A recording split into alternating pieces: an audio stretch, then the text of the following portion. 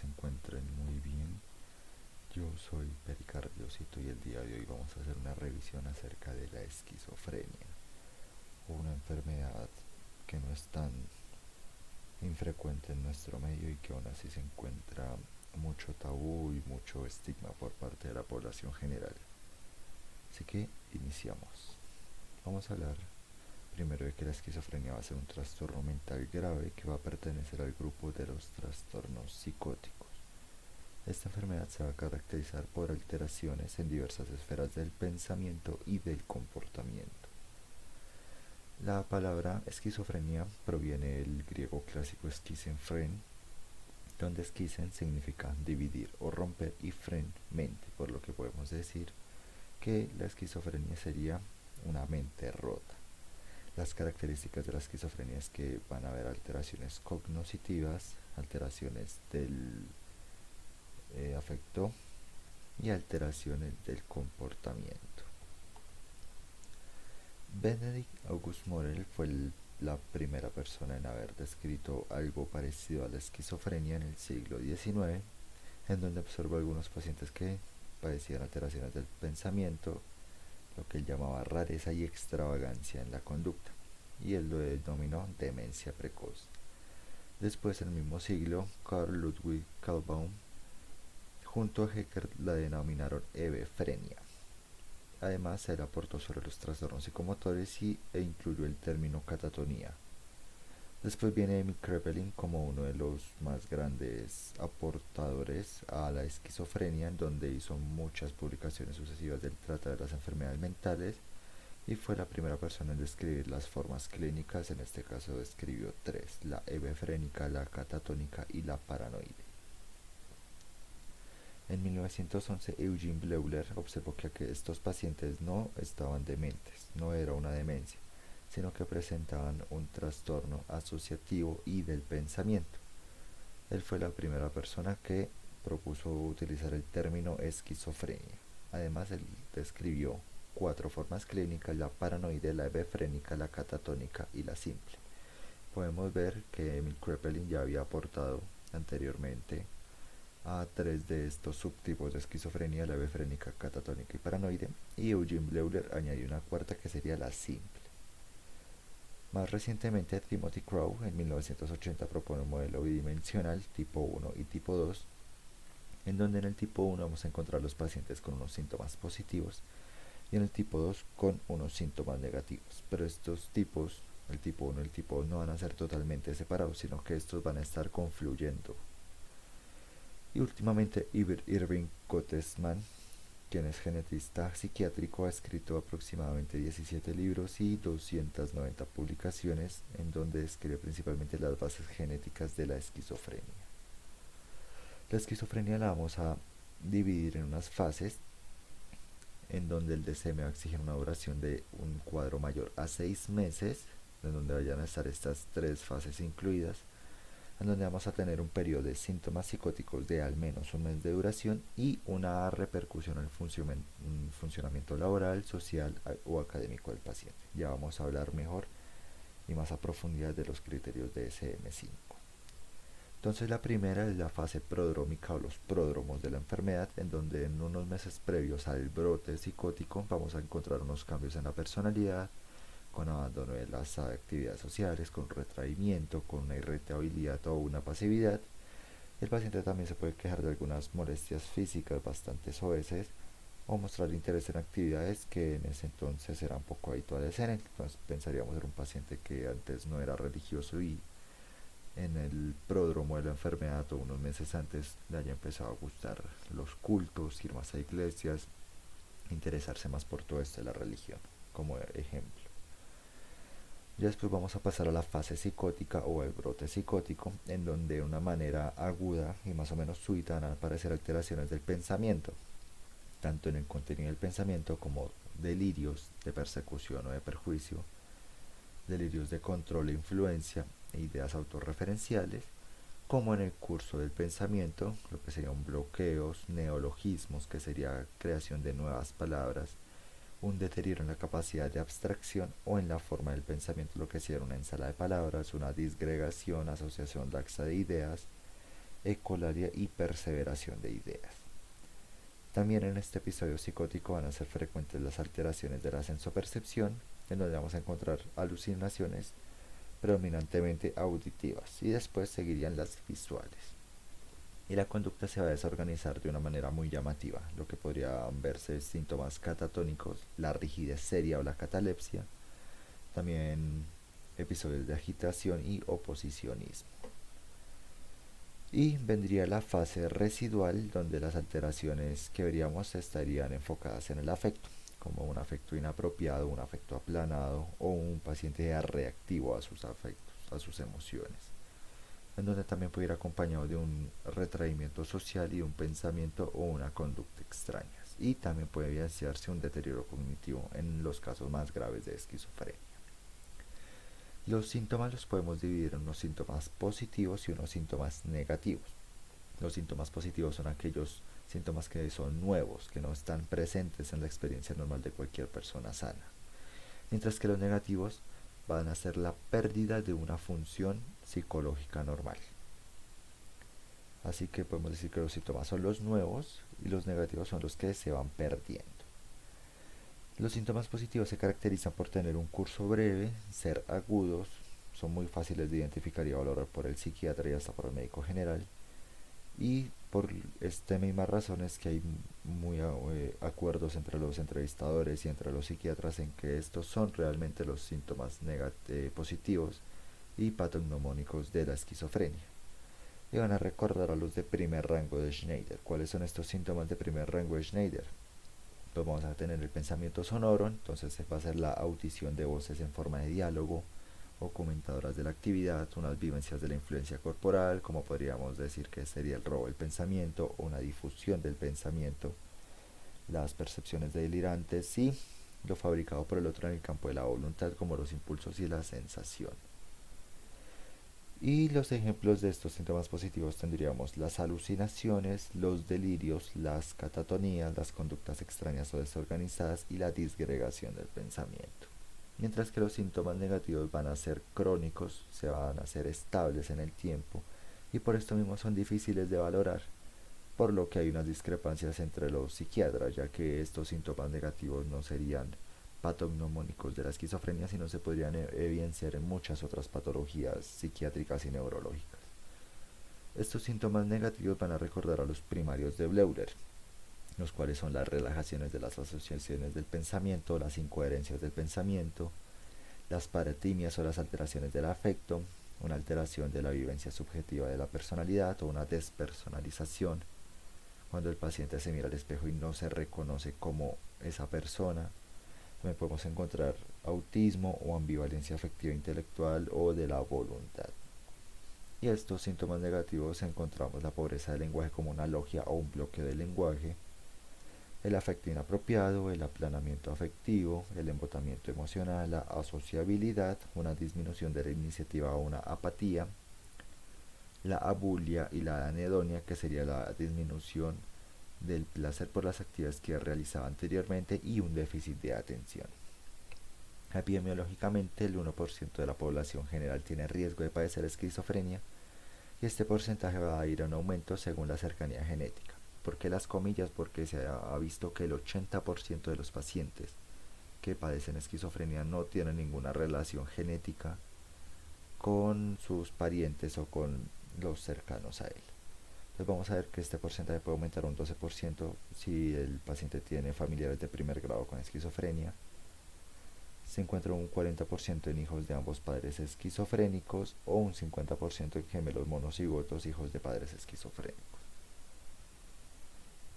No hay diferencias significativas entre los países, sexos, razas, grupos étnicos, clases sociales o grupos culturales. Sin embargo, se ha visto un ligero aumento de esta incidencia en población que sea inmigrante. Y se ha visto un aumento en la incidencia de los nacidos en meses fríos, entonces se plantea una hipótesis de infección viral materna durante la gestación. Se ha propuesto que el virus de la influenza durante la gestación sería un factor de riesgo para llegar a padecer esquizofrenia. La etiología, como bien mencionamos, hablamos de unos factores genéticos, como sería el familiar de primer grado, y unos cromosomas específicos, el cromosoma de 13 y el cromosoma 14. Perdón, el cromosoma 13 y el cromosoma 14. Porque estos van a ser los que van a sintetizar los receptores de dopamina y serotonina. Si encontramos alguna alteración en estos cromosomas, va a haber alguna alteración en alguna de estas moléculas, ya lo vamos a ver más adelante. Y además lo que se mencionó de los gemelos monocigotos. En las alteraciones bioquímicas vamos a tener dos tipos de hipótesis. Una hipótesis dopaminérgica, en donde nos dice que una excesiva cantidad de dopamina va a ser responsable de algunos de los síntomas positivos, como las alucinaciones y los delirios. ¿Por qué se plantea esta hipótesis? Porque se ha visto un aumento en la cantidad de receptores y en la sensibilidad de los receptores en el sistema nervioso central de los pacientes esquizofrénicos. Y vamos a tener hipótesis serotoninérgica, noradrenalinérgica y de aminoácidos, porque estos también estarían implicados en los síntomas positivos y algunos síntomas negativos. Además vamos a encontrar unos factores sociales y ambientales que no van a estar principalmente arraigados a la esquizofrenia. Sin embargo, estos pacientes esquizofrénicos van a ser muy sensibles a unos acontecimientos estresantes, como consecuencia de dificultad de abandonar, de manejar sus emociones. ¿Qué va a pasar aquí? Que como no pueden manejar muy bien sus emociones, no son conscientes de su enfermedad, entonces suelen abandonar el tratamiento. Y si hay abandono el tratamiento, va a haber un aumento de las recaídas.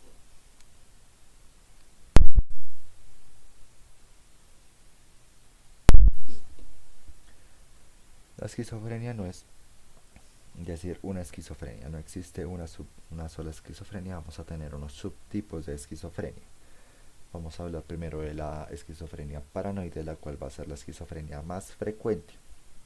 Va a estar dominada por los delirios y alucinaciones, casi siempre relacionados con delirios de persecución e influencia de terceras personas sobre el paciente. Entonces este paciente que dice que escucha voces que lo incitan a suicidarse, que lo están persiguiendo, algunas alucinaciones auditivas en donde ve gente, o en este caso sombras, que tratan de tocarlo y agarrarlo. Serían estas tipo de alucinaciones. En la exploración podemos encontrar un paciente tenso, que es cauteloso, reservado y hasta puede llegar a ser hostil y agresivo. Afortunadamente esta es la forma de comienzo más tardía, entonces nos va a generar un menor deterioro funcional y por ello una mejor respuesta al tratamiento. Después continuamos con la desorganizada o la esquizofrenia hebefrénica, en donde vamos a encontrar alteraciones graves de la conducta, como un aspecto físico extraño, descuidado, desinhibición y afecto de la conducta, del afecto, perdón, como un afecto inapropiado o aplanado. ¿Por qué se llama desorganizado hebefrénica? Porque este paciente va a tener pensamientos muy desorganizados o con ideas delirantes. Y al ser la forma de inicio más precoz va a tener un peor pronóstico. ¿Por qué? Por esto, porque a diferencia de la paranoide, la desorganizada va a haber un mayor deterioro funcional. Seguimos con la esquizofrenia catatónica, que afortunadamente con el ingreso de los antipsicóticos atípicos ha sido la forma más rara de esquizofrenia, pero se encontrará como una alteración de la psicomotricidad, como una catalepsia o una flexibilidad seria, posturas extrañas, estupor, así como agitación sin un propósito aparente. En estos pacientes se puede encontrar un negativismo extremo o inclusive un mutismo, además posturas y movimientos anormales como estereotipias y manierismos, y se encuentran los ecosíntomas, o sea, la ecolalia, la ecomimia, y estos como se verían los pacientes con esquizofrenia catatónica. Tienen unas posturas muy incómodas, anormales, que no son fisiológicas, no son anatómicas, y pueden quedarse así por varias horas. Encontramos las últimas dos, la cual sería la indiferenciada, en donde vamos a encontrar una mezcla de las características de varios subtipos que ya vimos. Entre los más importantes son los delirios llamativos, unas alucinaciones, incoherencias o alteraciones graves del comportamiento, y una residual, en donde vamos a encontrar una ausencia total de síntomas positivos y sí vamos a encontrar síntomas negativos. Además se habla de una esquizofrenia simple, en donde van a haber ausencia de síntomas positivos, y se van a desarrollar de manera gradual e insidiosa síntomas negativos con escasa respuesta emocional. Porque se dice que se tiene en duda porque hay discrepancia entre diferentes autores y entre diferentes psiquiatras porque es muy difícil de diferenciar de un trastorno de la personalidad.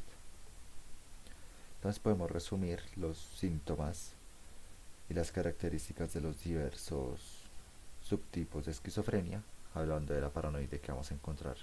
Los alucinaciones y delirios va a ser la más frecuente, de inicio más tardío y mejor respuesta a la medicación y por ende mejor pronóstico. La befrénica o desorganizada va a ser un pensamiento desorganizado con incoherencia, comportamiento infantil, afecto plano, una risa inapropiada con la circunstancia, y se va a caracterizar por ser la más precoz, de peor respuesta a la medicación y peor pronóstico. La catatónica, como su nombre lo dice, es catatónico, o sea, motor. El estupor, la agitación, negativismo y la rigidez, la catalepsia o la rigidez seria. Es poco frecuente, va a tener una buena respuesta al tratamiento conductual y poca respuesta a antipsicóticos. La residual, los síntomas predominantes van a ser negativos y este es el final común de muchos pacientes. La indiferencia va a ser la mezcla de varios subtipos y la simple también hay síntomas negativos y en esta se caracteriza porque nunca han habido los brotes psicóticos, sino siempre se mantiene con síntomas negativos, por ende se duda sobre su validez. El DSM-5 nos da unos criterios diagnósticos. El criterio número A son síntomas característicos, en donde vamos a tener dos o más de los siguientes síntomas que van a estar presentes durante una parte significativa de un periodo de un mes o menos si ha sido tratado con éxito. Entonces debemos buscar dos o más síntomas, o sea, debemos tener ideas delirantes, alucinaciones, lenguaje desorganizado, comportamiento catatónico gravemente desorganizado y síntomas negativos. Entonces debemos buscar al menos dos de estos síntomas y uno de esos síntomas debe ser o el número 1 o el número 2 o el número 3. Repito, debemos tener al menos dos de los 5 síntomas que están aquí escritos y al menos uno de esos dos o más debe ser el número 1, idea delirante, o el número 2, alucinaciones, o el número 3, lenguaje desorganizado. Además, estos síntomas nos deben generar una disfunción social o laboral. Estos síntomas y signos deben ser continuos durante al menos 6 meses, en exclusión de otros trastornos esquizoafectivos y el estado de ánimo, y excluyendo el consumo de sustancias y enfermedades médicas. Además tenemos la clasificación del curso. En el curso longitudinal vamos a encontrar el episódico con síntomas residuales interepisódicos. Entonces esta va a ser la forma más grave, más florida de los síntomas. Vamos a tener también unos episodios sin síntomas residuales interepisódicos. Uno continua, en el cual va a ser unos síntomas psicóticos a lo largo de toda la observación. Un episodio único en remisión parcial y un episodio único en remisión total. La diferencia entre remisión parcial y total es que la remisión parcial no encontramos todos los criterios diagnósticos. Encontraremos algunos, pero no completamente, mientras que en remisión total no vamos a encontrar los criterios diagnósticos que se cumplen. El DSM-5 ha tenido algunos cambios frente al DSM-4 y al resto de el manual de diagnósticos. Entonces en el criterio A hubieron dos cambios, en donde en el DSM-4 solo se requería un síntoma si las ideas delirantes eran extrañas o si habían alucinaciones. Ahora ya sabemos que requerimos dos síntomas y además se añade un requisito en el criterio en donde el individuo debe tener al menos uno de los tres síntomas que les describí, que deben ser delirios, alucinaciones o un lenguaje desorganizado. En el DSM-5 se quitan los subtipos que antes sí estaban en el DSM-4 porque no son estables a lo largo del tiempo. Podemos encontrar un paciente paranoide que después pueda tener de pronto una catatónica o una hebefrénica. Además, estos subtipos nos dan una baja fiabilidad y poca validez y no se ha demostrado que tengan una diferencia frente al tratamiento. Debemos hacernos diagnósticos diferenciales con trastornos médicos y neurológicos, intoxicación por sustancias, una encefalitis, un lupus, una enfermedad de Huntington. Y psiquiátricamente debemos descartar un trastorno esquizofreniforme, un trastorno psicótico breve, trastornos del estado de ánimo como el trastorno afectivo bipolar tipo 1 o un trastorno depresivo mayor, trastornos esquizoafectivos, trastornos psicóticos no especificados, trastornos delirantes de la personalidad, facticios, generalizados del desarrollo o un retraso mental. Tenemos dos líneas de tratamiento, un tratamiento farmacológico, donde podemos usar antipsicóticos típicos como haloperidol y clorpromacina, con el riesgo de tener los efectos secundarios en el haloperidol con los efectos extrapiramidales y la clorpromacina con sedación y hipotensión, por lo que se prefieren y son de primera línea los antipsicóticos atípicos porque van a mejorar tanto los síntomas positivos y negativos.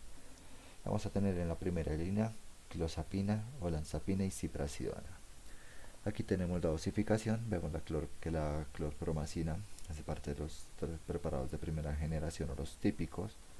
También tenemos el haloperidol, cuánto sería lo recomendado al día, la semivida y los de segunda generación o los atípicos, los que encontramos en el recuadro rojo de abajo, donde tenemos aripiprazol, clozapina, olanzapina, quetiapina, risperidona y ciprasidona. No se recomienda mucho la quetiapina por su semivida bastante corta, lo que tendríamos que mantener una mayor dosificación a lo largo del día y esto nos bajaría una respuesta al tratamiento. Y además tenemos el tratamiento no farmacológico, como la terapia cognitivo-conductual, que nos va a mejorar la psicosis aguda y catatónica. Y si aplicamos esta terapia en enfermedades menores a un año, vamos a tener unos mejores pronósticos. Además de la terapia psicosocial como terapia conductual, terapia de grupo, terapia familiar, psicoterapia de apoyo. Esta no es una enfermedad que se dé solamente en adultos, también podemos encontrar esquizofrenia en niños. Cuando la esquizofrenia inicia antes de los 18 años la vamos a llamar esquizofrenia de inicio prematuro, early onset schizophrenia o esquizofrenia juvenil. Y si esta inicia antes de los 13 años la vamos a clasificar de esquizofrenia de inicio muy precoz o very early onset schizophrenia o esquizofrenia infantil. Los síntomas de la esquizofrenia en niños y adolescentes son más o menos parecidos a los del adulto, pero van a tener unas variaciones a nivel del desarrollo. Por ejemplo, los síntomas clásicos, fenómenos de pasividad, pobreza de pensamiento e incoherencia son poco frecuentes en niños por su inmadurez en el desarrollo de estas funciones. Y a consecuencia de su estado cognitivo menos organizado, los delirios van a ser menos frecuentes y de menor complejidad, porque además hay menos referencias a temas sexuales o políticos. Otros síntomas como las ideas, trastornos del pensamiento y alucinaciones se pueden encontrar en otras muchas patologías, tanto psiquiátricas como orgánicas, o de hecho podemos encontrarlos en niños normales, porque es normal que un niño tenga amigos imaginarios que suele hablar solo. Así que esta diferencia entre lo que un niño normal puede hacer y lo que realmente nos eh, eh, guiaría hacia una esquizofrenia nos sería muy difícil diagnosticar esto.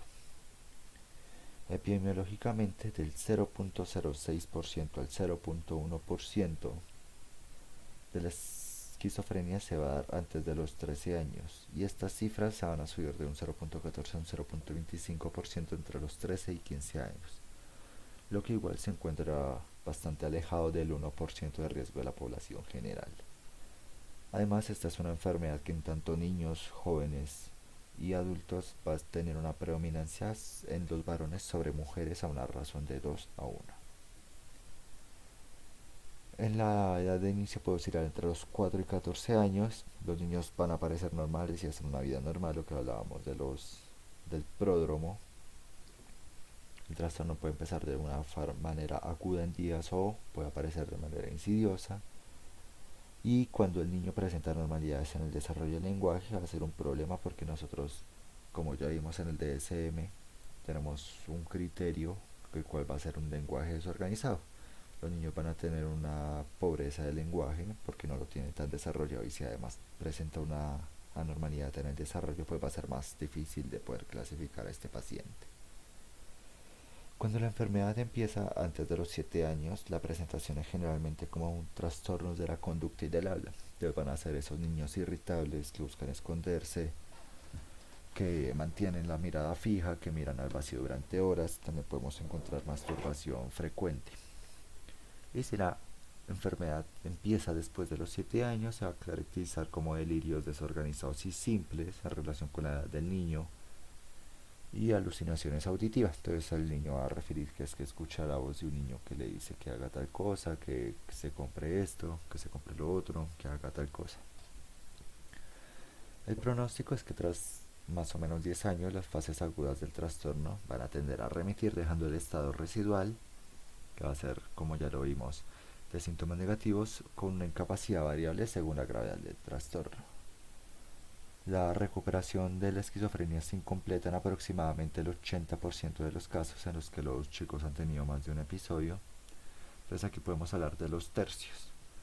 Un tercio de los pacientes va a tener una recuperación total o una remisión total, un tercio de los pacientes va a tener una remisión parcial y un tercio de los pacientes no va a tener una respuesta al tratamiento.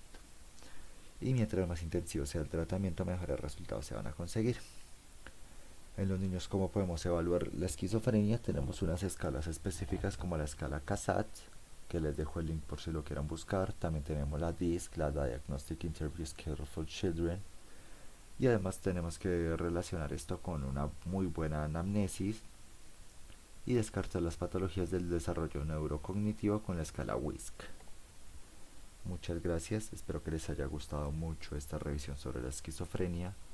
Para revisar más acerca de un caso bastante llamativo de esquizofrenia en niños, les recomiendo que busquen el caso de January Schofield, que en su momento fue la niña con más joven en haber sido diagnosticada de esquizofrenia a los 6 años.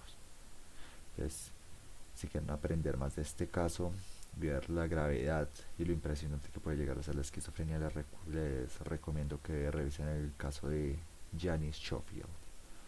Muchísimas gracias por haber visto esta revisión. Recuerden seguirme en mis redes sociales, en Instagram como @pericardiosito, TikTok como pericardiosito, y recuerda suscribirte y activar la campanita en este canal de YouTube. Muchas gracias.